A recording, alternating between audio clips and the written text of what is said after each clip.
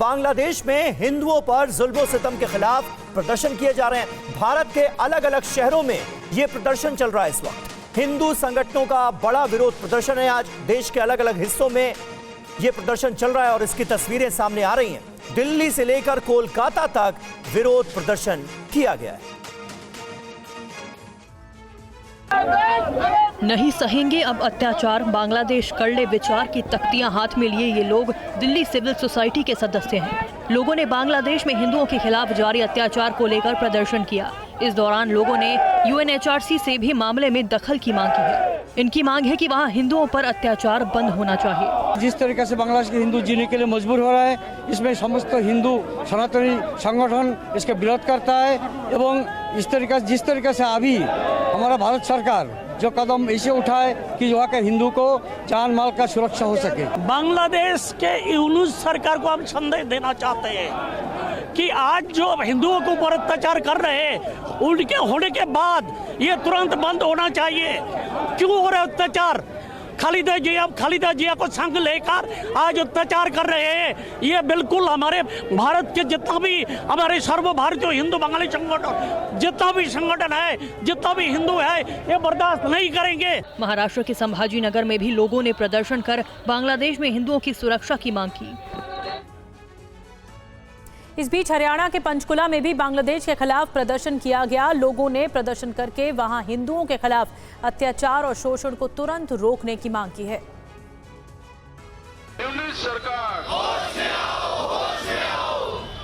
तस्वीरें बांग्लादेश के खिलाफ हरियाणा के पंचकुला में कई संगठनों के प्रदर्शन की है। हिंदू संगठनों की मांग है कि बांग्लादेश में हिंदुओं के खिलाफ जारी अत्याचार को तुरंत रोका जाए।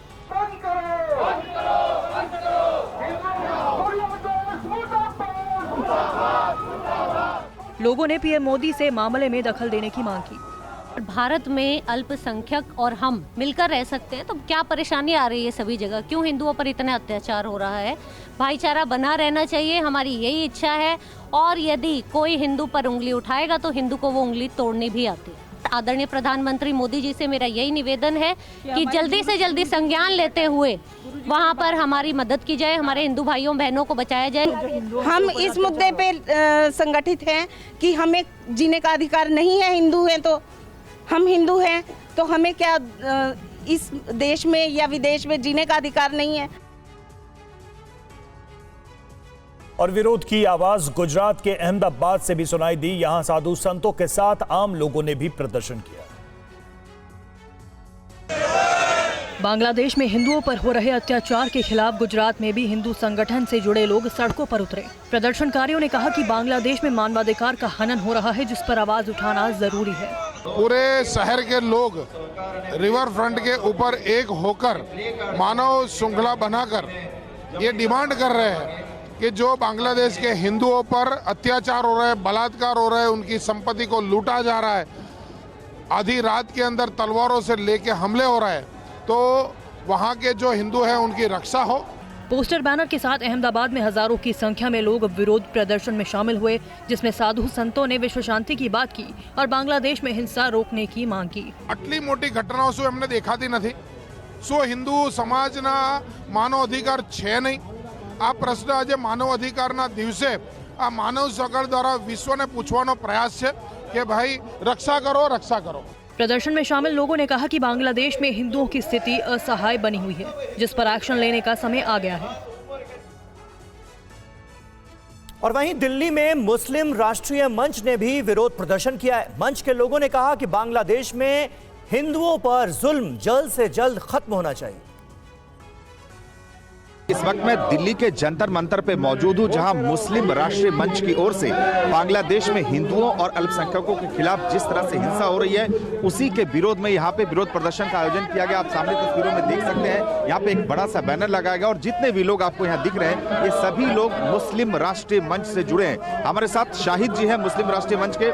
शाहिद जी, क्या मांग है और किन मांगों को लेकर आज आप लोग ये विरोध प्रदर्शन कर रहे हैं? देखिए, हमारी मांग साफ है। जो लगातार वहाँ अल्पसंख्यकों पर, हिंदुओं पर जो अत्याचार हो रहा है, वो जुल्म सितम जो है वो जल्द से जल्द बंद होना चाहिए। जी, हम ये चाहते हैं, हम मानवता के साथ हैं। हम चाहते हैं कि बांग्लादेश के हिंदुओं पर अत्याचार बंद हो, वहाँ पर हो रही नारियों पर अत्याचार बंद हो। हम किसी मजहब का जो मानवता है वो किसी मजहब से नहीं होती है। हम ये चाहते हैं कि बांग्लादेश में हिंदुओं पर जो अत्याचार हो रहा है वो बंद होना चाहिए। हम यहाँ पर मजहब के लिए नहीं, हम इंसानियत के लिए आए हैं। हम आज मानवता के लिए खड़े हुए हैं। जो बांग्लादेश में अत्याचार हो रहा है हिंदुओं पे, महिलाओं पे खास करके, उसके खिलाफ हम आज यहाँ पे प्रदर्शन मुस्लिम राष्ट्रीय मंच से खड़े हुए हैं।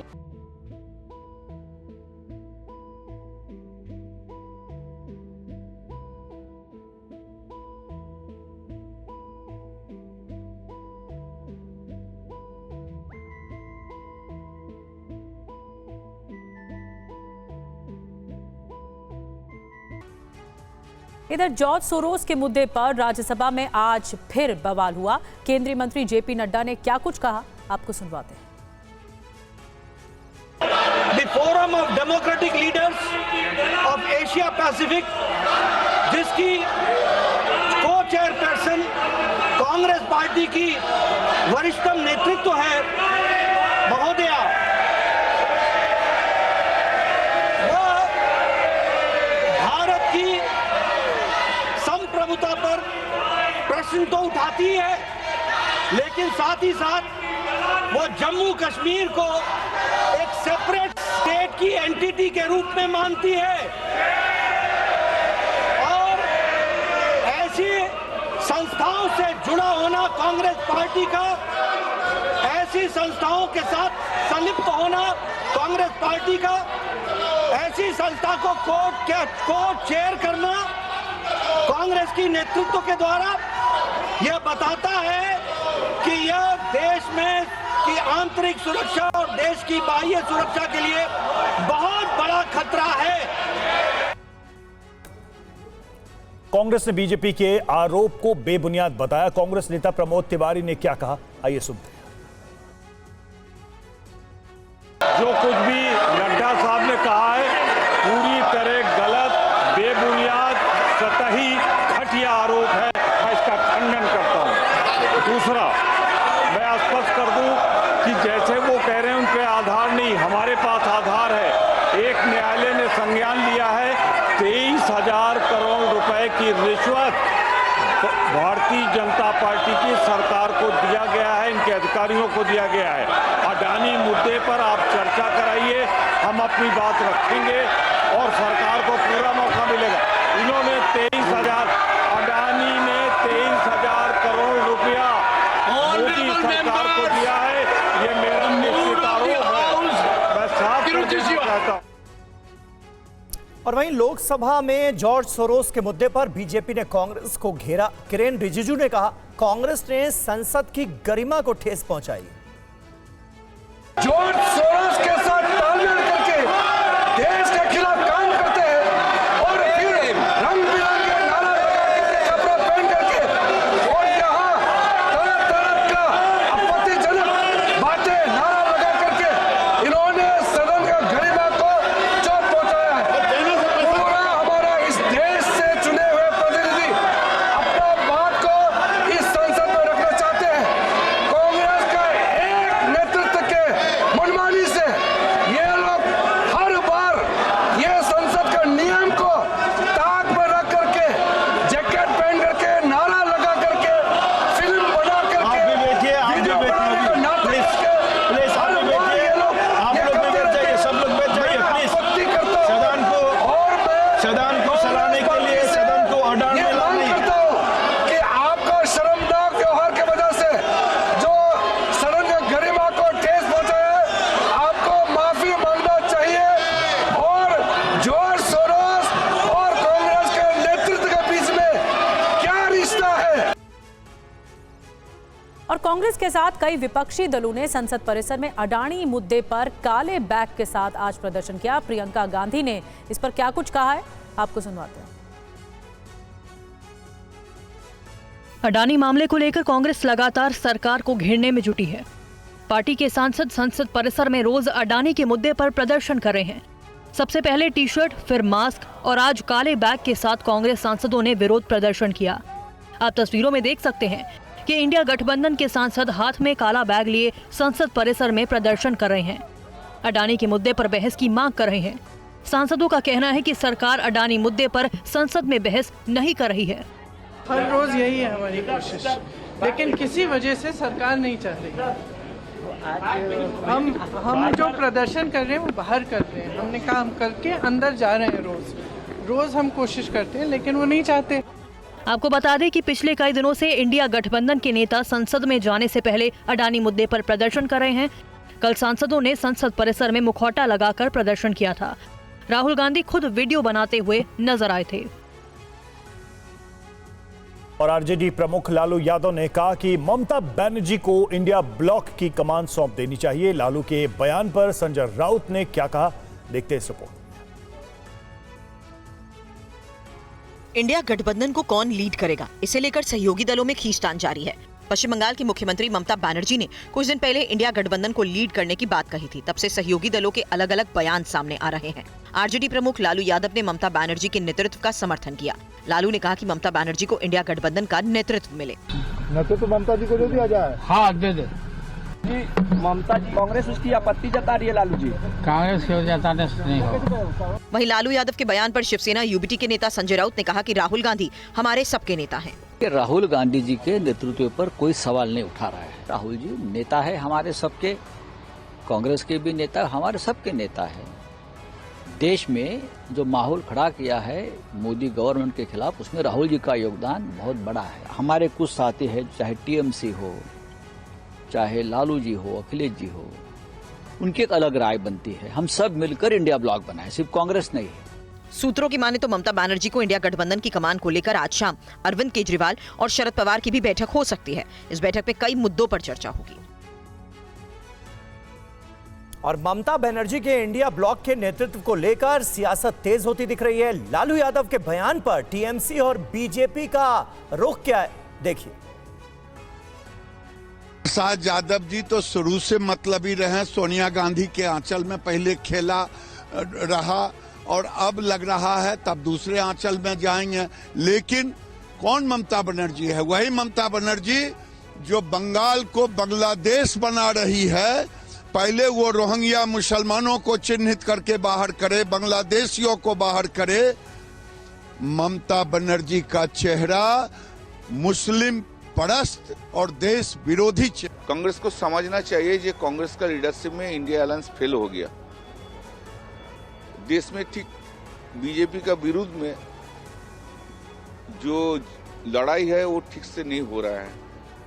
तो ममता दी को ले आएंगे लीडरशिप में, उसमें अच्छा ही होगा। कोई लीडर नहीं है, कोई लीडर नहीं है जो ममता दी का जो पास्ट हिस्ट्री है लड़ाई करने के लिए उसका नजदीक भी आए। और इंडिया ब्लॉक में नेतृत्व को लेकर हो रही बयानबाजी के बीच बीजेपी नेता मुख्तार अब्बास नकवी ने टीवी9 भारतवर्ष से खास बातचीत में क्या कुछ कहा है, आइए देखते हैं। अब लालू यादव जैसे बड़े नेता भी कह रहे हैं कि कांग्रेस पार्टी से इंडिया गठबंधन का नेतृत्व अलग करके ममता बनर्जी को ये जिम्मेदारी। देखो, इसका मुख्य कारण ये है कि परिवार के पप्पू प्ले पाठशाला की पाखंडी पाठ्यक्रम की प्रक्रिया में लगे हुए हैं और परिक्रमा में लगे हुए हैं। जब परिवार का पप्पू प्ले स्कूल की पाखंडी पाठ्यक्रम की परिक्रमा में लगा हो तो जो उनके इंडिया ब्लॉक के जो साथी हैं वो इंडिया ब्लॉक को फॉलो करने के बजाय ब्लॉक करने में ज़्यादा लगे हुए हैं। क्योंकि ये जब कांग्रेस पार्टी और इसी पाखंडी प्ले पाठशाला के जो परिक्रमा करने वाले पप्पू साहब हैं, जब विपक्ष सरकार में थे तो हर दिन जो है वो हिट विकेट हुआ करते थे। अब जब विपक्ष में आ गए तो हर दिन जो है वो नो बॉल का रिकॉर्ड बनाने में लगे हुए हैं। जो चाहे हिट विकेट रहा हो चाहे नो बॉल, वो इस ग्रैंड ओल्ड पार्टी का बंटाधार करने के लिए सफिशिएंट है। और अब राहुल गांधी का शेयर एक वीडियो दिखाते हैं। राहुल गांधी दिल्ली कैसे एक किराना स्टोर में, दिल्ली के कैसे किराना स्टोर में पहुंचे और ग्राहकों दुकानदारों से उन्होंने बात की, देखिए वीडियो। ये अच्छा एक्सपीरियंस दिया आपने मुझे। ये चाहिए टमाटो केचप, ये नहीं चाहिए, ये सर। चलो ये आ गया। और बिस्किट से बस बिल काटते हैं, टिल नहीं बिल काटते हैं। Thank you, welcome. नमस्कार, कैसे हैं? नमस्कार, ये हमारा स्टाफ है। नमस्कार सर। आओ। नमस्कार, नमस्कार जी। भतीजे हैं सब मेरी फैमिली है बेसिकली। जी जी, जॉइंट फैमिली बिजनेस है जी हमारा सर। गल्ला आज के टाइम में 25 परिवारों मेंबरों की जॉइंट फैमिली आज के टाइम में। हमारी दुकान 25 साल पुरानी है जी। अब जब यात्रा में निकले तब आपसे हेलो हुई थी। अच्छा, आप लोगों से बात करना चाहता था क्योंकि बट वो हंस क्यों रहा है? मैंने इससे कहा जी 5,500 रुपये महीने की आरडी खुलवा दे अपनी बेटी के नाम से, मैं जमा कराता रहूंगा। नहीं खुलवाई, पहले 500 रुपये अपनी जेब से दे, उसके बाद जब तक उसकी शादी होगी मैं। अच्छा, मैं आपको एक बात बताऊं। नहीं खुलवाई। मैं आपको एक बात बताऊं, सामने खड़ा है। मैंने जो नोटिस किया है, कंपाउंडिंग जानते हो क्या होता है? यस, आप लोग कंपाउंडिंग समझते हो, आपके खून में है। यस यस, ठीक है, आपके ब्लड में है, वो कंपाउंडिंग नहीं समझते। अब आप जानते हो कि मैंने 1 रुपया आज डाल दिया और 1 रुपया अगले महीने डाला और 1 रुपया उसके बाद डाला, 10 साल में मेरा काम हो जाएगा। बट वो नहीं समझ रहे। नहीं, उसको वो समझने के लिए भी मुश्किल है क्योंकि उसका कैश फ्लो अच्छा नहीं है। Our 4 products are rice, spices, dry fruits, dal. But एक और चीज भी है जो जिसको अंडर वैल्यू किया जाता है, मगर आपकी रिलेशनशिप भी होती है लोगों से। और आ रही है कि जहाँ से हमने माल मंगाया वहाँ का जो ब्रोकर है उसकी ब्रोकरेज, बिल्कुल वहाँ से जिसने माल उठाया खारी बावली से यहाँ तक आया, उसका जो लेबर है, उसके बाद जो ट्रक में जो यहाँ पे माल आया हमारी शॉप तक, उस ट्रक वाले का, तो it is a chain. Exactly. अब वो पूरी चेन को उड़ा रहे हैं, कह दिया कि भैया यही कस्टमर है। और इससे क्या होगा, अगर ये जो किराना की स्टोर्स हैं अगर आपने इनको खत्म कर दिया तो कम से कम 1-2 करोड़ लोगों की तो आप जॉब ले रहे हो सीधी, कम से कम परिवार 2 करोड़ कह दो, 5 करोड़ कह दो। एंड जीएसटी का क्या इफेक्ट पड़ा? तो आप सारा मुद्दा उठाते हैं, बट आप पे क्या इफेक्ट पड़ा? एग्जैक्ट नहीं है। जब वैट सिस्टम था उससे 4 टाइम्स हम टैक्स दे रहे हैं। हमारे को इतनी ज़्यादा वो कॉम्प्लाइंसेस हैं उनके कि सारा आधा टाइम तो हमारा रिटर्न्स भरने में ही चला जाता है। तो ये बेसिकली जो स्मॉल एंड मीडियम बिजनेस वाले हैं उन पर हेवी ट्रांजैक्शन कॉस्ट लगाने के लिए लॉजिस्टिक कॉस्ट, मतलब समझ में आ रहा था कि दबाने के लिए हर महीने रिटर्न भरो, लेकिन वो हर महीने रिटर्न भरो। और वो जो है बड़े वाले वो मतलब जितने अकाउंटेंट्स चाहते हैं ले आते बैठा देते हैं आपके लिए, मतलब करने का। हम तो छोटे से नहीं कर सकते। पानी के ऊपर जीएसटी लेते हैं, बिजली के ऊपर जीएसटी लेते हैं, सीवर के ऊपर जीएसटी लेते हैं, टेलीफोन बिल के ऊपर जीएसटी लेते हैं। ये हमारी बेसिक है, हमारी लग्जरी है। ये तो आपको मिलने चाहिए। तो राहुल गांधी एक किराना स्टोर पहुंचे और उन्होंने इस बात का जिक्र किया कि ऑनलाइन डिमांड आजकल बढ़ती जा रही है, लिहाजा किराना स्टोर्स के सामने ये एक बड़ा चैलेंज है। और क्या बातें की हैं राहुल गांधी ने दुकानदारों से, देखते हैं। ये जो डिलीवरीज का सिस्टम है जो नया चला है, इससे आप लोगों पर प्रेशर आता है बहुत ज़्यादा, बहुत ज़्यादा। जिसके बाद बिग पॉकेट्स हैं वो सस्ता में बेचकर हमारा मार्जिन खा रहे हैं, अपनी मोनोपोली बना रहे हैं। 1.25 करोड़ रिटेलर से ज़्यादा है इंडिया के अंदर, जिसके ऊपर कम से कम 15-20 करोड़ बंदे डिपेंड करते हैं। शुरू में अगर मेहनत करनी होती है, अब कस्टमर बेस बन गया है। और लोकल कस्टमर भी काफ़ी दूर के भी हैं। कितना बड़ा बेस होगा कस्टमर्स का? 100, 200, 300, 400, कम से कम 1000, 2000, मोर देन 2000। आपके यहाँ से भी डिलीवरी का ऑर्डर आता है? हाँ, we do free home delivery. कहाँ तक डिलीवरी करते हैं आप? All over Delhi. अच्छा, गुड़गांव, नोएडा। एंड ये आपकी एक ही दुकान है? We have only one shop. ये दिनेश लड़का है, हमारे पास 20 साल से है, बट सिंस जब से फर्स्ट ईयर जो इसकी हालात थे वो आज भी वही है। आपके बच्चे हैं? हाँ, 2 बच्चे। कितने हैं? स्कूल में, कॉलेज में, कहाँ है? स्कूल में। हम तो किराया देते हैं, हमारा आधा पैसा तो ये कह रहे हैं कि आप आगे नहीं बढ़ रहे हो। मेरी थिंकिंग है कि अगर आगे नहीं बढ़ रहे हो तो कुछ ना कुछ कारण तो होगा। ये तो नहीं होगा कि मैं नहीं बढ़ना चाहता। Thought process. बिहार के सीएम नीतीश कुमार पर लालू यादव की टिप्पणी से कोहराम मचा हुआ है। लालू यादव ने नीतीश की महिला संवाद यात्रा को लेकर आपत्तिजनक बयान दिया है। अच्छा जा रहा है तो अब तो नैन सेकने जा रहे हैं। अच्छा जा रहा है तो अब तो नैन सेकने जा रहे हैं। आरजेडी अध्यक्ष लालू प्रसाद यादव ने ये अजीबोगरीब बयान बिहार के मुख्यमंत्री नीतीश कुमार की महिला संवाद यात्रा को लेकर दिया है। अच्छा जा रहा है तो अब तो नैन सेकने जा रहे हैं। लालू यादव के इस बयान पर जेडीयू ने कड़ा एतराज जताया और लालू यादव पर पलटवार किया। नीतीश कुमार जी की ओर आंख दिखाने का हिम्मत आपने कैसे कर दिया?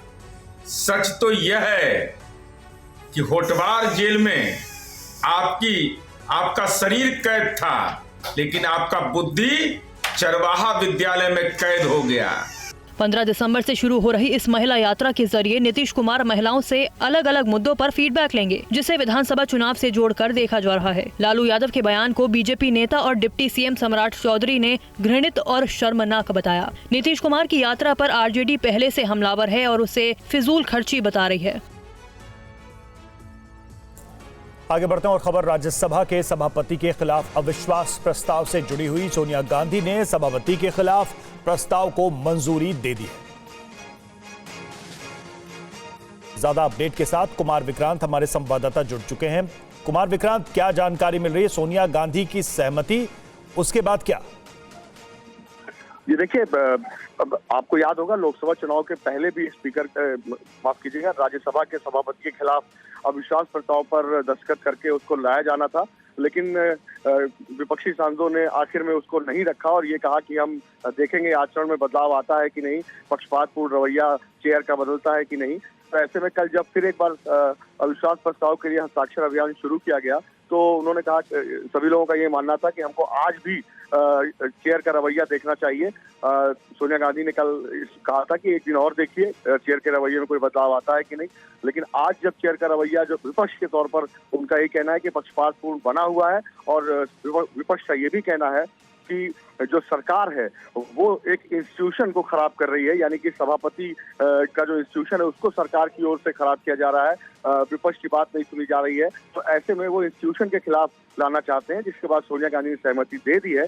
तो ऐसे में माना जा रहा है कि अब आज शाम या कल सुबह यह अविश्वास प्रस्ताव जमा किया जा सकता है। बहुत बहुत शुक्रिया आपका कुमार विक्रांत, हमसे जुड़ने के लिए इस अपडेट के लिए। और खबरों में आगे बढ़ते हैं। यूपी के संभल में पुलिस ने एक बार फिर से दबिश दी है। इस दौरान कई लोगों के घरों की तलाशियां ली गईं, जहां से हथियार भी बरामद हुए। इस मामले में कई लोगों को हिरासत में लिया गया। संभल हिंसा की 3 सदस्यीय कमेटी जांच कर रही है और साथ में पुलिस का एक्शन भी जारी है। पुलिस ने संभल के दीपा सराय और तिमरदास सराय में 13 घरों की तलाशी ली, जहां से पुलिस को हथियार भी मिले हैं। ये दबिश सांसद जियाउर रहमान बर्ग के मोहल्ले में दी गई। 4 घंटे की कार्रवाई के दौरान आरएएफ, पीएसी और आरआरएफ के जवान शामिल थे। 13 जगहों पे दबिश दी गई, जिसमें 3 जगहों पे पुलिस को सफलता मिली है। असद सन ऑफ शेख अब्दुल्ला नाम के व्यक्ति के यहाँ पे 93 पुड़िया स्मैक की मिली है, जो कि बहुत ही चौंकाने वाला तथ्य है। एक व्यक्ति ताजवर सन ऑफ नसीम, उसके यहाँ से 315 बोर का तमंचा मिला है। और एक अन्य व्यक्ति है महवर सन ऑफ यावर हुसैन, इसके यहाँ से 315 बोर का तमंचा और 2 लाइव कार्ट्रिजेज भी मिले हैं। पुलिस ने अरशद नाम के एक शख्स के घर से स्मैक के 93 पैकेट भी बरामद किए। सर्च के दौरान कई लोगों को हिरासत में भी लिया गया। संभल हिंसा के बाद अब तक 39 लोगों की गिरफ्तारी हो चुकी है। 400 दंगाइयों की पहचान की गई है और करीब 250 दंगाइयों के पोस्टर जारी किए जा चुके हैं। और आइए आगे बढ़ते हैं। पीडीपी नेता इल्तिजा मुफ्ती के हिंदुत्व पर दिए विवादित बयान पर धीरेन्द्र शास्त्री ने जवाब दिया है। उन्होंने क्या कुछ कहा, आपको सुनवाते हैं।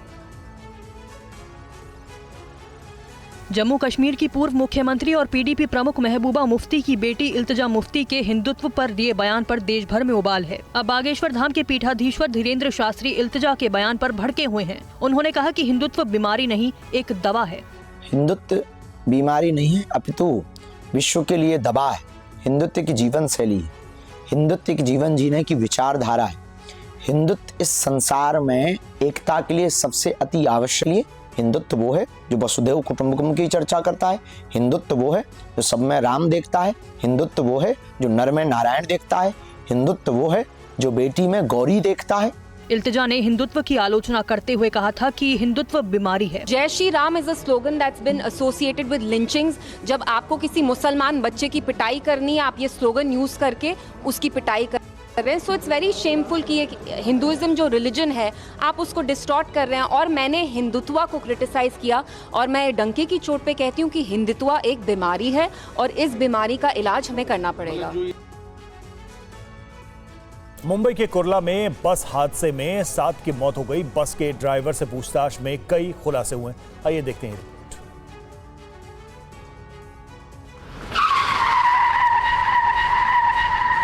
मुंबई के कुर्ला में बीती रात रफ्तार का कहर टूटा। हादसे में 7 लोगों की मौत हो गई जबकि 36 लोग घायल हैं, जिनका अस्पताल में इलाज जारी है। पुलिस ने हादसे के बाद ड्राइवर को गिरफ्तार किया। ड्राइवर से पूछताछ में कई खुलासे हुए। सूत्रों के मुताबिक ड्राइवर को बस चलाने का अनुभव नहीं था, वो पहली बार बस चला रहा था। बताया जा रहा है कि ड्राइवर इससे पहले छोटी गाड़ी चलाता था। बेस्ट ने इस ड्राइवर को कॉन्ट्रैक्ट पर रखा था। 1 दिसंबर से ही इस ड्राइवर को नौकरी पर रखा गया था। हादसे के बाद मुंबई पुलिस की फॉरेंसिक टीम घटनास्थल की जांच में जुटी है। क्षतिग्रस्त हुई गाड़ियों और बस का एनालिसिस हो रहा है। जिस जगह पे एक्सीडेंट हुआ वो जगह से वो बस को बीएसटीवी प्रशासन ने उसको मूव किया है। उसका आरटीओ इंस्पेक्शन होगा। उसके इस घटना में गुना दाखिल करने की प्रक्रिया शुरू है।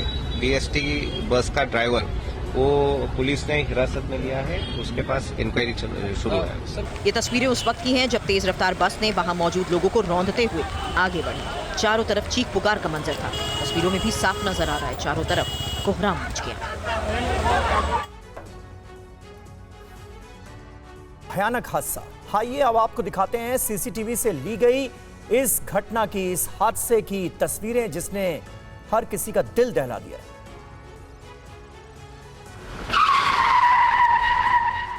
महाराष्ट्र की राजधानी मुंबई में सोमवार रात एक दर्दनाक बस हादसे ने 7 लोगों की जिंदगी छीन ली। इस घटना की सीसीटीवी तस्वीर सामने आई। आप तस्वीरों में देख सकते हैं कि कैसे एक सरकारी बस तेज रफ्तार से मुंबई के घनी आबादी वाले इलाके कुर्ला में घुस गई। इस बस ने कई गाड़ियों में टक्कर मार दी। तेज रफ्तार बस लोगों को कुचलती हुई चली जा रही है। बस ने पहले एक स्कूटी वाले को उड़ाया, फिर ऑटो को टक्कर मारी, उसके बाद आसपास खड़े लोगों को कुचल दिया। हादसे की रोंगटे खड़े करने वाली तस्वीरें बता रही है कि हादसा कितना भयावह था।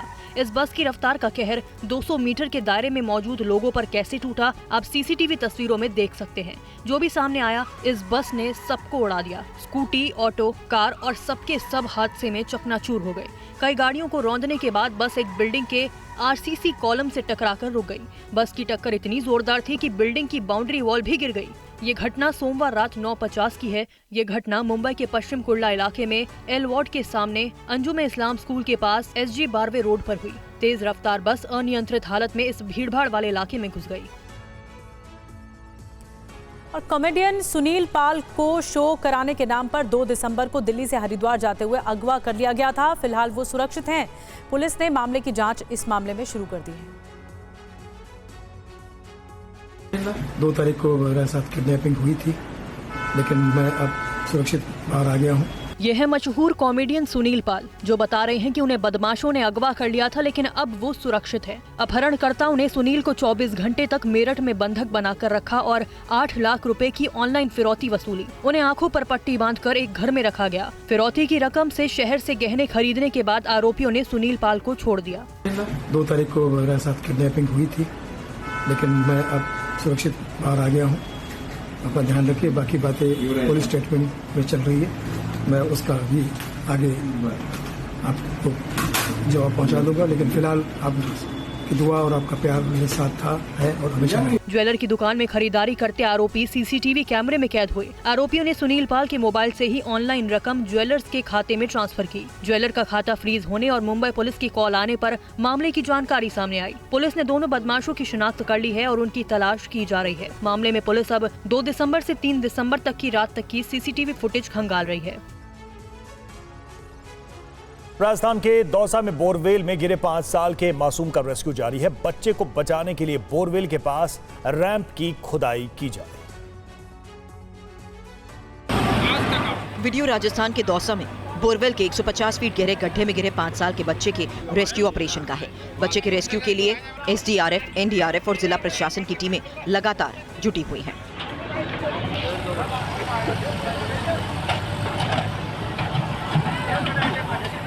पुलिस और प्रशासन के आला अधिकारी मौके पर हैं। बोरवेल के अंदर ऑक्सीजन सप्लाई जारी है। बच्चे के परिजन परेशान हैं। प्रशासन के मुताबिक बच्चे को बाहर निकालने के लिए बोरवेल की साइड से रैंप बनाया जा रहा है।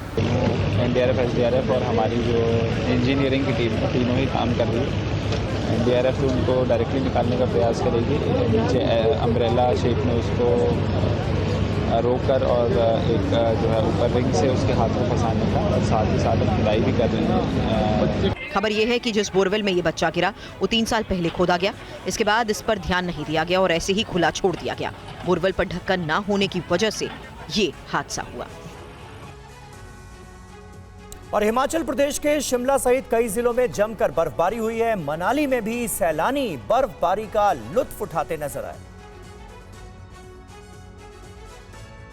बर्फ की चादर से ढका ये वीडियो शिमला का है, जहां घर, सड़क, मंदिर, चर्च सबको बर्फ ने ढक रखा है। बर्फबारी की शुरुआत होते ही पंजाब, हरियाणा और दिल्ली सहित दूसरे राज्यों से पर्यटक काफी संख्या में हिमाचल प्रदेश पहुंच रहे हैं। कुफरी इलाके में सैलानी बर्फ के साथ मस्ती करते हुए नजर आए। मतलब हमारा शिमला आने का मकसद पूरा हुआ कि हम चाहते थे कि हम स्नोफॉल देखें, जो कि हमें दिखा भी और कल रात भी दिखा था। मकसद पूरा हो गया, लग नहीं रहा है ऐसा, और ऐसा फोरकास्ट है शायद शाम को भी हो, तो बहुत मज़ा आ रहा है। यहाँ पे बहुत एंजॉय किया हमने। शाम को भी उधर थे हम माल रोड पे, स्नोफॉल का मज़ा लिया, वीडियोस वगैरह बनाई, बहुत अच्छा लग रहा है। क्या मैसेज दे के जा रहे हैं, यहाँ पे आएँ, एंजॉय करें और इस टाइम पीक सीजन है, ज़रूर इसका फ़ायदा उठाएं। मौसम विभाग ने आज भी राज्य में बर्फबारी की आशंका जताई है। मनाली में भी हुई बर्फबारी के बाद काफी संख्या में पर्यटक पहुंचे और विंटर गेम्स का लुत्फ उठाते नजर आए। पीएम मोदी का इंफ्रास्ट्रक्चर विकास पर जितना जोर रहा है, उतना ही उसके सही क्रियान्वयन, समय से प्रोजेक्ट पूरा करने और पारदर्शिता बरतने पर भी रहा है। इसके लिए प्रधानमंत्री मोदी ने प्रगति प्लेटफॉर्म बनाया है, जिसकी प्रशंसा ऑक्सफोर्ड यूनिवर्सिटी ने भी की है। देखिए ये खास रिपोर्ट। मार्च 2015 में पीएम मोदी ने प्रगति यानी proactive governance and timely implementation नाम से एक प्लेटफॉर्म लॉन्च किया। 9 साल में प्रगति की उपलब्धियों को ब्रिटेन की ऑक्सफोर्ड यूनिवर्सिटी ने प्रशंसा की है। ऑक्सफोर्ड यूनिवर्सिटी ने प्रगति की सफलता का पूरा श्रेय प्रधानमंत्री नरेंद्र मोदी को दिया है। ऑक्सफोर्ड यूनिवर्सिटी ने अपनी रिपोर्ट में कहा कि प्रगति ने भारत के इंफ्रास्ट्रक्चर विकास में महत्वपूर्ण भूमिका निभाई है। जून 2023 तक 17.5 लाख करोड़ के 340 इंफ्रा प्रोजेक्ट्स को हरी झंडी दी गई। प्रधानमंत्री मोदी ने प्रगति प्लेटफॉर्म से पास सभी 340 इंफ्रा प्रोजेक्ट्स की समीक्षा खुद की। प्रधानमंत्री मोदी के खुद समीक्षा करने से इंफ्रास्ट्रक्चर प्रोजेक्ट्स को पास करने और गंभीरता से लागू करने में न केवल तेजी आती है, बल्कि नीचे काम करने वाले अधिकारी भी प्रोत्साहित होते हैं। रिपोर्ट में रेल, रोड और एयर इंफ्रास्ट्रक्चर समेत 8 सेक्टर को लिया गया है। प्रधानमंत्री मोदी हर प्रोजेक्ट की समीक्षा अक्सर वीडियो कॉन्फ्रेंसिंग से हर महीने के आखिरी बुधवार को करते हैं, जिसमें केंद्र और राज्य के तमाम आला अधिकारी मौजूद रहते हैं। और अब बात दुनिया के सबसे बर्बर जेल ग्वांतानामो की। इस जेल का नाम आपने सुना होगा, लेकिन सीरिया के पूर्व राष्ट्रपति असद का यातना गृह भी बर्बरता का दूसरा नाम है। विद्रोही असद के यातना गृह को कत्लखाना भी कहते थे। आज उसी जेल की तस्वीरें और वहां की काली कोठरी में बंद उस खौफनाक सच को आपको दिखाते हैं, जहां से बाहर निकले कैदियों को नई जिंदगी मिली है।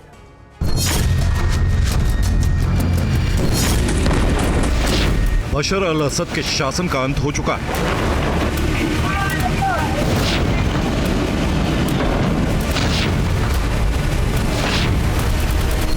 विद्रोही जश्न मना रहे हैं और असद को पुतिन ने शरण दी। पिछले 13 दिन में सीरिया में सारे समीकरण बदल गए और 13 साल से चल रहे गृह युद्ध का अंत हो गया।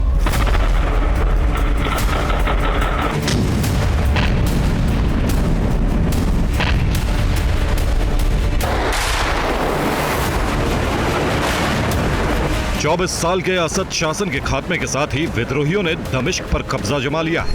ऐसे में असद के पास भागने के अलावा कोई और दूसरा रास्ता नहीं था।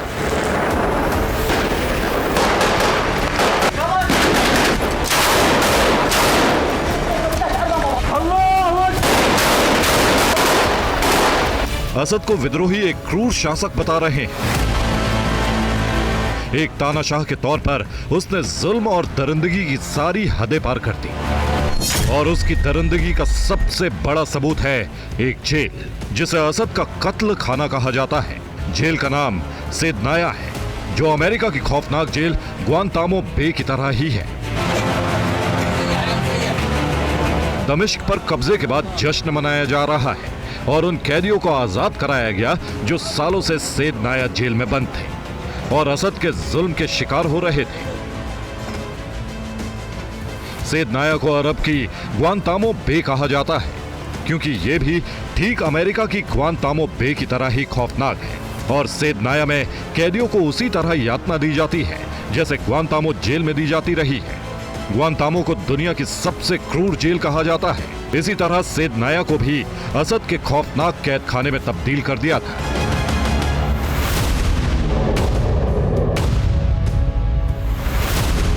अब असद के भाग जाने के बाद से सैद नाया में विद्रोही जाग घुसे। वहां से कैदियों को आजाद कराया जाने लगा।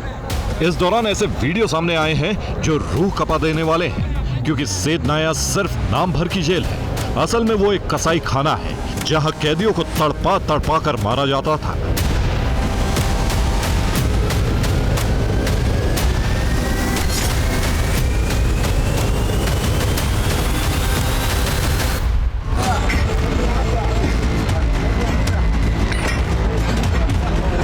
इस वीडियो में देखिए कैसे विद्रोही जेल में बने अंडरग्राउंड कैद खाने में घुसने के लिए एक छोटे से दरवाजे को तोड़ रहे हैं। इसी रास्ते से सैकड़ों कैदियों को बिना रोशनी के कई सालों से रखा गया था और उन्हें तरह तरह की यातनाएं दी जाती थी। अधिकतर कैदी वही होते थे जिन पर विद्रोही गुट में शामिल होने का शक होता था।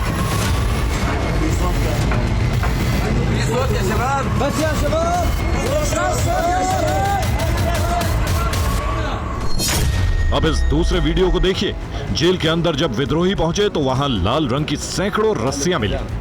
विद्रोहियों के मुताबिक इन रस्सियों का इस्तेमाल कैदियों को बांधकर यातना देने के लिए किया जाता था। बाद में इसी से फंदे बनाकर फांसी दी जाती थी।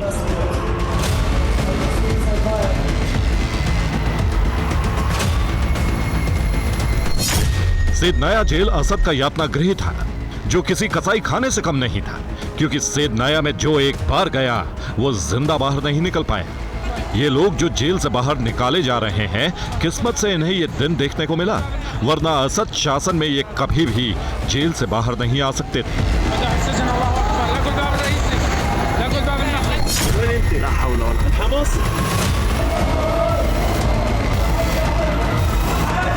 ब्रिटेन की Syrian observatory for human rights की 2021 की रिपोर्ट में बताया गया है कि असद शासन के दौरान सीरिया की जेलों में 1 लाख से ज्यादा लोगों को मार दिया गया, जिसमें से 30,000 से ज्यादा लोग अकेले सैद नाया जेल में तड़पा तड़पा कर मारे थे, जिसमें बच्चे और महिलाएं भी शामिल थी।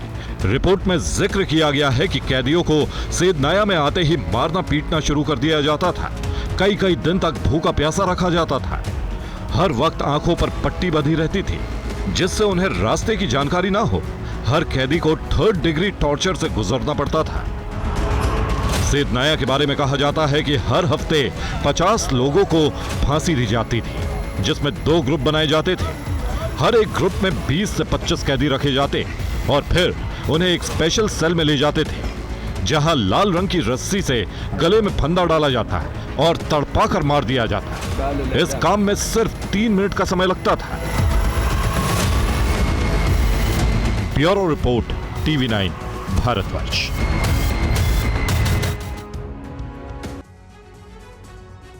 और सैद नाया जेल एक भूल भुलैया की तरह बनाई गई है, यानी जो एक बार जेल में गया वो गुम हो गया। जेल में रह रहे स्टाफ को ही रास्तों और बैरक की जानकारी थी, जो अब विद्रोहियों के आने से भाग चुके हैं। ऐसे में जेल की पहेली को सुलझाने में विद्रोही लड़ाकों को काफी मुश्किलें हो रही हैं। सब्र जवाब दे रहा है। जेल में रास्ते बनाने के लिए दीवारें तोड़ी जा रही हैं, लेकिन काल कोठरियों में बंद कैदियों तक वो भी पहुंच नहीं पा रहे हैं। हालांकि कैदियों को छुड़ाने के लिए एक विशेष अभियान शुरू किया गया। दुनिया की सबसे कुख्यात जेल में अभी भी 1 लाख से ज्यादा कैदी बंद हैं, जो लगातार बाहर निकलने के लिए जोर जोर से चिल्ला रहे हैं। विद्रोही लड़ाके जेल में घुस तो गए हैं, लेकिन कैदियों को नहीं निकाल पा रहे। CCTV कमांड सेंटर से सभी कैदियों पर निगरानी की जा रही है।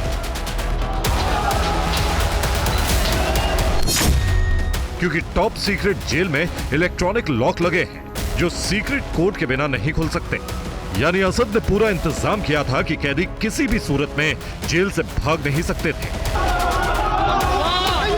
अब विद्रोहियों ने 5 स्पेशलाइज्ड इमरजेंसी टीमें बनाई, जो कैदियों को जेल से निकालने में लगी।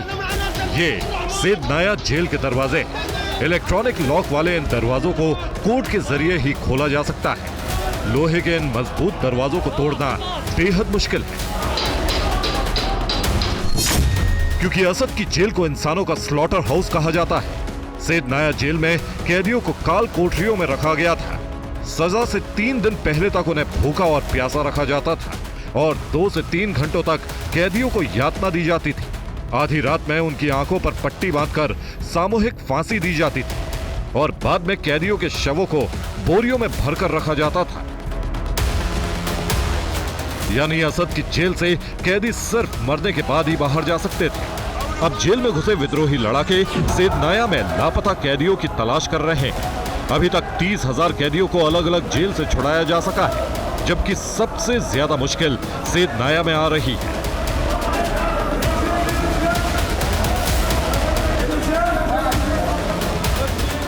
क्योंकि कहीं तहखाने में, कहीं सीक्रेट बैरक में कैदियों को रखा गया है। यह जेल दमिश्क से करीब 30 किलोमीटर दूर पड़ती है।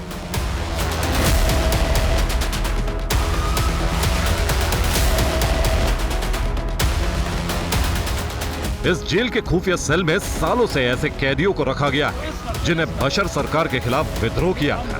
इनमें से कई तो ऐसे हैं जिनकी जेल की यातनाओं की वजह से याददाश्त जा चुकी है। इन कैदियों को कहां रखा जाता था, वो जगह देखिए। दीवारों के पीछे से कैदियों की आवाज आ रही है।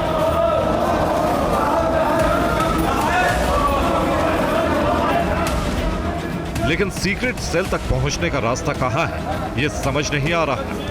दावा किया जा रहा है कि इस जेल के रहस्यों के बारे में सिर्फ यहां काम करने वाले गार्ड्स को जानकारी थी। सेदनाया जेल के रास्तों को समझ पाना बेहद मुश्किल है। जेल में घुसे विद्रोही मैप के जरिए जेल के भूल भुलैया वाले रास्तों को समझने की कोशिश कर रहे हैं। यही वजह है कि ऊपरी मंजिल से कैदियों को निकाला जा रहा है, लेकिन तहखानों से कैदियों को छुड़ाने में दिक्कत हो रही है। जेल के तहखाने में ही रेड ब्लॉक और डेथ चैम्बर्स हैं, जहां एंट्री एक खुफिया रास्ते से होती है, लेकिन वो रास्ता नहीं मिल रहा है। अब विद्रोहियों ने सेदनाया जेल में काम करने वाले अफसर और गार्ड से मदद की अपील की है, क्योंकि जेल से स्टाफ और गार्ड के निकलने के बाद इन कैदियों तक खाना और पानी भी नहीं पहुंच पा रहा है। ये सेदनाया जेल का सबसे डेंजरस और सीक्रेट जोन है। यहाँ कुछ चुनिंदा गार्ड्स और जेल के जल्लाद ही जा सकते थे। इतने सारे फंदों को देखकर अंदाजा होता है कि यहाँ एक साथ एक समय में कई लोगों को मौत की सजा दी जाती थी। और उससे भी खतरनाक है शव को नष्ट करने वाली ये मशीन। इस मशीन में शवों को दबाया जाता था ताकि हड्डियों के टुकड़े हो जाएं, खून अलग हो जाए और शव छोटे बैग में पैक हो सके। बशर सरकार का कत्ल खाना इसलिए भी कहा जाता था क्योंकि यहाँ कैदियों के बारे में फैसले लेने की औपचारिकता एक सैन्य अदालत के जरिए होती थी। जेल में क्या चल रहा है, इसकी जानकारी सिर्फ चंद सीनियर अफसरों को होती थी।